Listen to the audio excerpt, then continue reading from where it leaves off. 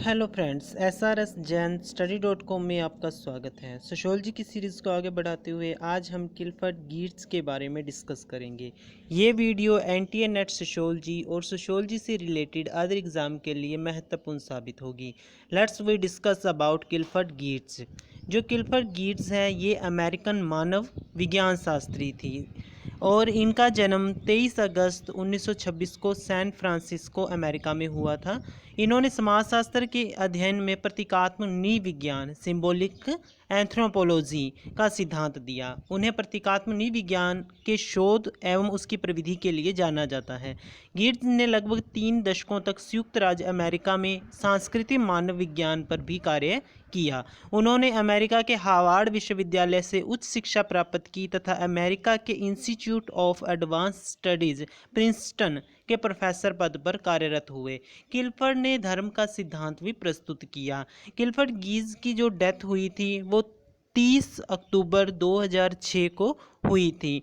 Clifford गिब्स जो हैं ये एक बहुत ही इम्पोर्टेंट थिंकर हैं हमारी सोशियोलॉजी के अंदर। इनके ऊपर इन्फ्लुएंस था पार्सन्स का, वेबर का, अल्फ्रेड सूट्स का और गिलफर्ड रॉयल का। ये इनसे काफ़ी ज़्यादा प्रभावित थी और इसके साथ ही इन्होंने सोशियोलॉजी के अंदर thick description, thin description, webs of scientific religion as a cultural system आदि जो इनकी अवधारणाएं हैं इन्होंने सोशियोलॉजी के अंदर दी है।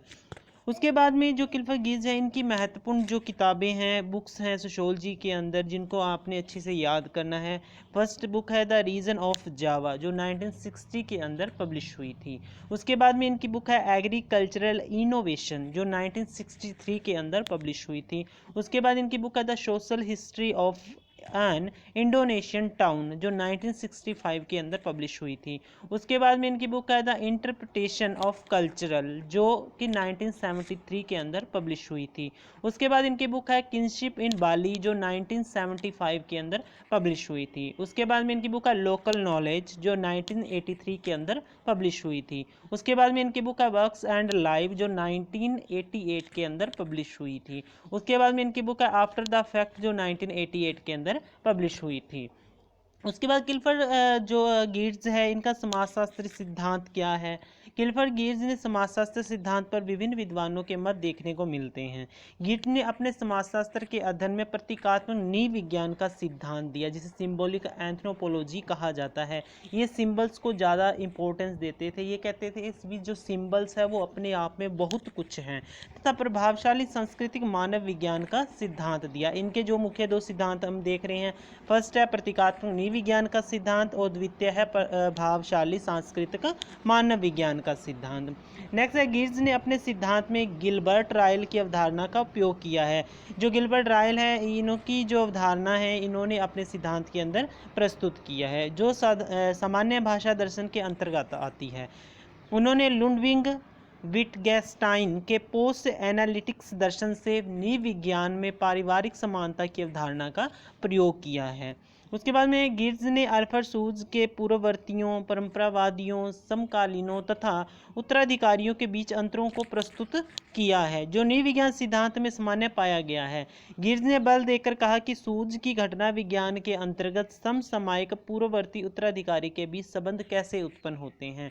इन्होंने जो अल्फ्रेड सूट जो हुए हैं उनकी जो अवधारणा है उससे रिलेटेड उसको रीड आउट करके उसको कंबाइन करके अपने सिद्धांत के अंदर इन्होंने प्रस्तुत किया है।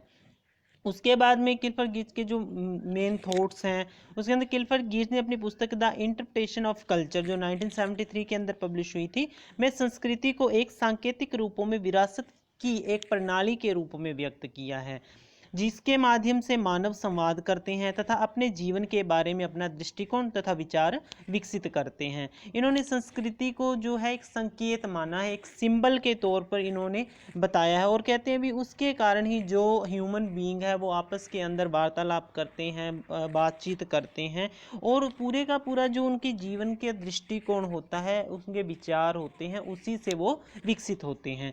उसके बाद गिब्स ने तर्क दिया कि किसी भी प्रतीक की व्याख्या करने के लिए विद्वानों को पहले अपने तत्व को अलग करना होगा तथा उन तत्वों के बीच आंतरिक संबंधों को निर्दिष्ट करना होगा। मतलब कोई भी सिंबल है उसको समझने के लिए उसके बीच में जो एलिमेंट्स है, जो फैक्ट्स हैं, उनको भी समझना होगा, फिर ही उस सिंबल को वो समझ सकते हैं।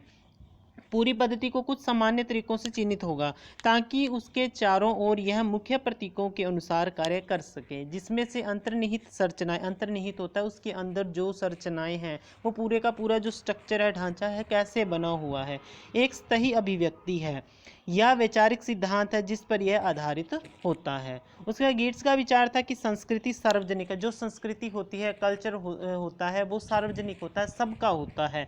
ऐसे नहीं भी एक इंडिविजुअल का होगा, वो सभी का होता है, क्योंकि संस्कृति प्रणालियाँ अर्थ का उत्पादन करती है एवं वे एक विशेष लोगों की सामूहिक संपत्ति होती है। विटगेट्साइन ने कहा कि हम अपने समाज के साथ अपने जुड़ाव को नहीं प्राप्त कर सकते तो हम संस्कृति के आधार की खोज भी नहीं कर सकते हैं, इसके अर्थ में प्रणालियों की समझ नहीं सकते हैं। गिट्स के अनुसार समाज को इस बात की सराहना करनी चाहिए कि सामाजिक क्रियाएं स्वयं बड़ी हैं, वे बड़े मुद्दों पर बात करते हैं क्योंकि वे करने के लिए बने हैं। गिट्स ने मानवशास्त्रीय अध्ययन में विशेष रूप से अपने स्वयं के व्याख्यात्मक नृविज्ञान में एक विवरण दिया जिसमें मानव विज्ञानी से आग्रह किया है कि वे अपने स्वयं के सांस्कृतिक ब्रह्मांड विज्ञान द्वारा उन पर रखी गई सीमाओं पर विचार करें तथा अन्य लोगों की संस्कृतियों में अंतर्दृष्टि प्रदान करने का प्रयास करें। उसके बाद उन्होंने ऐसा सिद्धांत का निर्माण किया जिसमें अन्य सामाजिक विज्ञानों के लिए निहितार्थ थे। उदाहरण के लिए गिट्स ने कहा कि संस्कृति अनिवार्य रूप से प्रकृति में अलौकिक थी और इस सिद्धांत का तुलनात्मक राजनीति विज्ञान के लिए अंतर्निहित थी।